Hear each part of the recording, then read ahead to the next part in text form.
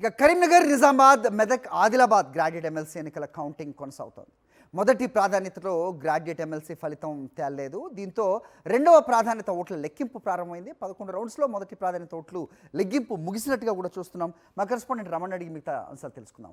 రమణ, చెప్పండి. So graduate ఎమ్మెల్సీలకు సంబంధించి ఇంకా లెక్క తేలలేదు, ఎప్పటికల్లా తేలే అవకాశం కనిపిస్తోంది.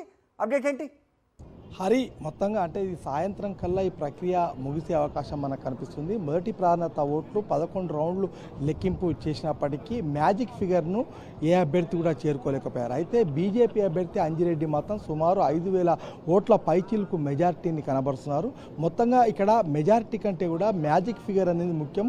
ఆ మ్యాజిక్ ఫిగర్ కింద మనం చూస్తే కోటా ఓట్లు 1,11,672గా అధికారులు నిర్ధారించారు. ఈ క్రమంలో ఆ మ్యాజిక్ ఫిగర్ను చేరుకోవడం అవసరం. అయితే మొత్తంగా ఇప్పటికే ఎలిమినేషన్ ప్రక్రియ మొదలైంది. రెండో ప్రాధాన్యత ఓట్ల లెక్కింపు మొదలైంది. ఈ క్రమంలో మనం చూస్తే 9 మంది అభ్యర్థులను ఇప్పటికే ఎలిమినేట్ చేశారు.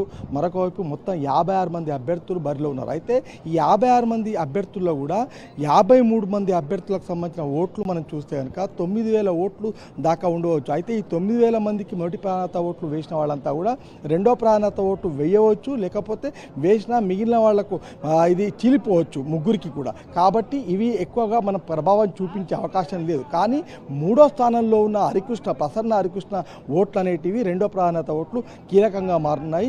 ఈ నేపథ్యంలో అనూహ్యంగా పుంజుకుంటే తప్ప కాంగ్రెస్ పార్టీకి అవకాశం లేదు. ఇప్పటి వరకు అయితే బీజేపీయే పైచేయి సాధించిన పరిస్థితులు మనకు కనిపిస్తున్నాయి. ఎందుకంటే ఇక్కడ బీసీ వాదంతో పాటుగా కొంత ప్రభుత్వ వ్యతిరేకత కనిపించిందా అనే ఒక అంచనా, అదేవిధంగా చర్చన అయితే జరుగుతుంది. ఈ నేపథ్యంలో ఈ ఓట్లన్నీ కూడా బీజేపీకి ఎక్కువ ట్రాన్స్ఫర్ అయ్యే అవకాశం ఉంది. కాబట్టి ఖచ్చితంగా ఈ ఎన్నికల్లో బీజేపీ విజయం సాధించే అవకాశాలు ఉన్నట్టుగా కూడా కొంత అంచనాలు అయితే ఇప్పుడు చర్చన అయితే జరుగుతుంది. ఈ నేపథ్యంలో మొత్తంగా ఒక హోరాహోరీ పోరులో ఒక ఉత్కంఠనైతే మనకు కనిపిస్తుంది. సాయంత్రానికి తుది ఫలితం వచ్చే అవకాశం ఉంది. హరి. ఓకే రమణ.